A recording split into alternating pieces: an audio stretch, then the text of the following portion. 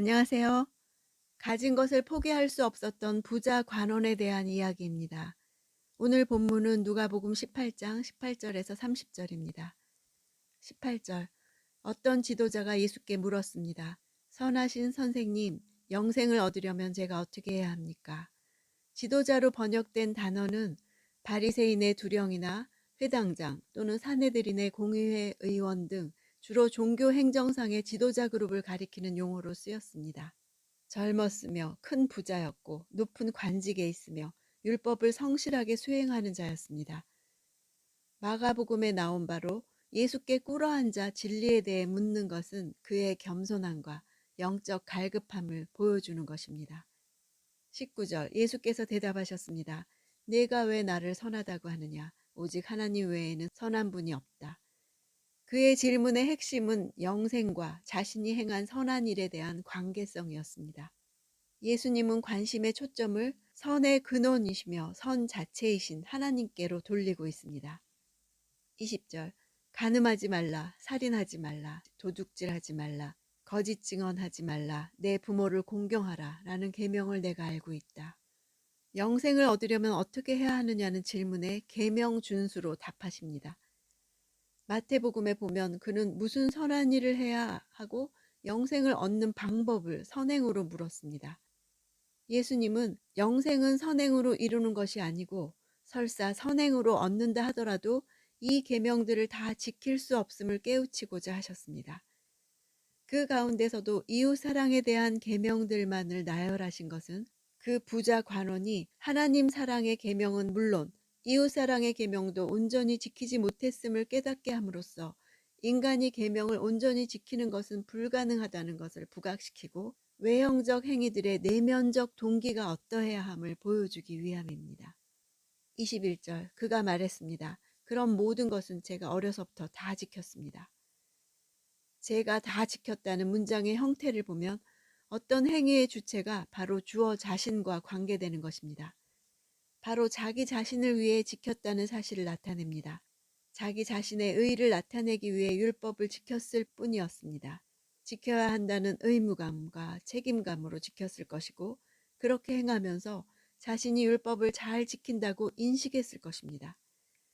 타인을 위해 주어졌던 율법이 유대 사회에서는 그들 자신의 의를 쌓아서 영생을 얻기 위한 방편으로밖에는 여겨지지 않았던 것입니다. 22절 이 말을 듣고 예수께서 말씀하셨습니다. 내게 아직 부족한 것이 한 가지 있다. 내가 가진 것을 모두 팔아 가난한 사람들에게 나눠주어라. 그러면 하늘에서 보물을 가질 것이다. 그 후에 와서 나를 따라라. 마태복음에 보면 부자 청년이 먼저 아직도 무엇이 부족하니까 물은 것에 대해서 아직 부족한 한 가지를 대답해 주신 것입니다. 영생을 얻으려면 어떻게 해야 하는지, 무엇이 부족한지라고 계속 질문하는 것은 반드시 무슨 일을 해야만 얻을 수 있다는 생각을 계속 갖고 있음을 보여줍니다. 예수님은 그가 영생에 이르는 길을 방해하는 것이 그의 재물이라고 말씀하신 것입니다. 물질적 풍요로움이 오히려 부족함이라는 사실을 지적하신 것입니다. 모두 팔아 나눠주어라 이 동사들은 일회적인 동작을 명령할 때 사용됩니다. 지금 당장 가서 단번에 모든 것을 팔아 다 나눠주라는 매우 강력하고도 신속을 요하는 명령입니다. 이 도전은 관원이 하나님 나라에 들어가지 못하도록 막는 장벽이 무엇인지 폭로하고 있습니다. 그것은 돈에 대한 사랑이었습니다.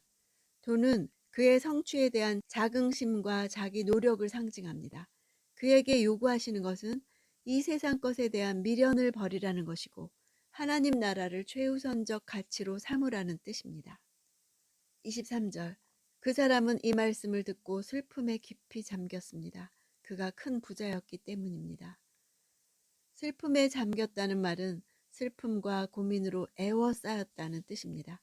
그런 태도는 예수님이 인용하시지 않은 첫 계명, 즉 너는 나 외에는 다른 신들을 잊게 말지니라는 계명을 지킬 수 없다는 것을 드러내는 것입니다. 실제로 그의 신은 많은 재물이었습니다. 양자택일의 순간이 닥치자 영생이 아니라 자신의 재물을 지키는 편을 택한 것입니다.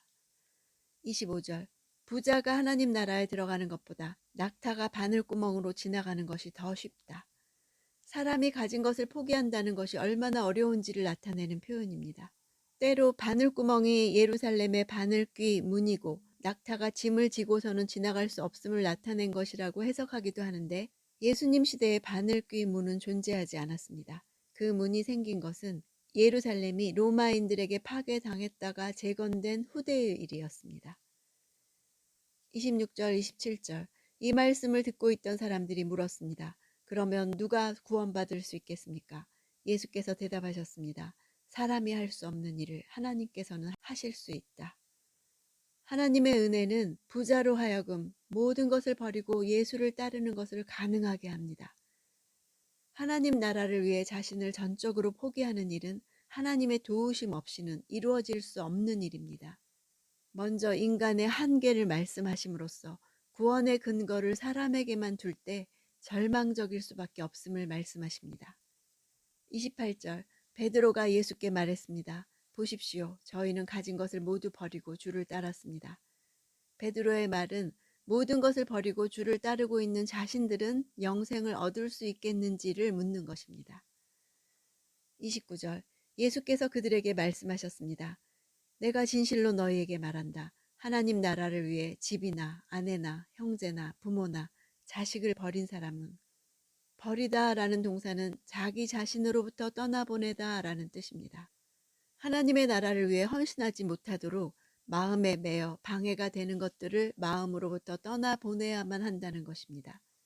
그런 자의 마음에만 하나님의 나라가 온전히 자리 잡을 수 있습니다. 30절.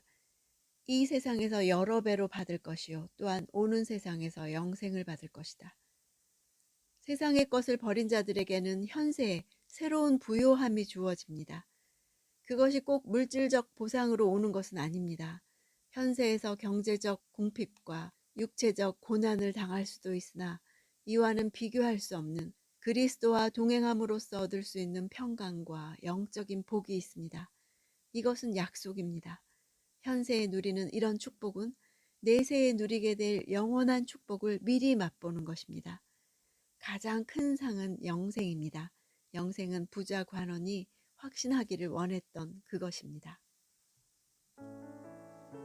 부자 관원은 가진 것이 너무 많아서 소유의 전적인 포기가 너무도 어려운 것이었습니다. 예수님과의 대화를 통해 관원은 자신의 재물이 실제 자신의 신이었음을 깨달았을 것입니다. 결과적으로 그는 첫 번째 가장 큰 계명조차도 지키지 않은 셈이었습니다. 나에게는 어떤 포기가 가장 어렵습니까? 그것을 나로서는 도저히 포기할 수 없습니다. 그러나 하나님이 할 수 있게 하십니다. 내 것이라고 여기는 것에 대해 그것마저 포기하는 것이 믿음입니다. 하나님으로부터 온 것을 하나님의 목적대로 사용하도록 내어놓는 것은 하나님을 신뢰하지 않고서는 할 수 없습니다. 그리스도인이 된다는 것은 하나님 나라의 가장 좋은 것을 얻기 위하여 세상의 가장 좋은 것을 기꺼이 포기한다는 의미입니다. 그 사람이 바로 무명한 자 같으나 유명한 자요, 가난한 자 같으나 많은 사람을 부요하게 하고 아무것도 없는 자 같으나 모든 것을 가진 자입니다.